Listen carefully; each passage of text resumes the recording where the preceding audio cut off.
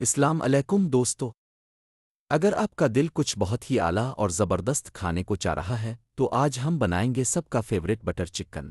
سب سے پہلے ایک پین میں آئل گرم کریں، اس میں پیاز، کاجو، الائچی، جائفل اور لال مرچیں ڈالیں۔ ساتھ ہی ادرک لہسن کا پیسٹ، تازہ دھنیا اور ٹماٹر شامل کر کے انہیں اچھی طرح بھون لیں۔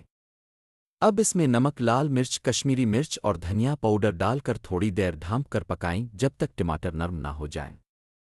اس کے بعد اس آمیزے کو بلینڈ کر کے ایک گاڑھی سی پیسٹ تیار کر لیں۔ دوسری طرف چکن کو میرینیٹ کرنے کے لیے اس میں نمک، مرچ، زیرہ پاؤڈر، تھوڑا سا فوڈ کلر، دہی، ادرک لہسن کا پیسٹ اور لیموں کا رس ڈال کر اچھی طرح مکس کریں۔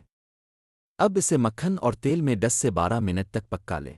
آخر میں تیار شدہ پیسٹ میں تھوڑا پانی اور چکن شامل کریں، اور جب تیل الگ ہو جائے تو کسوری میتھی، ہرا دھنیا، کریم اور مکھن ڈال کر گارنش کریں۔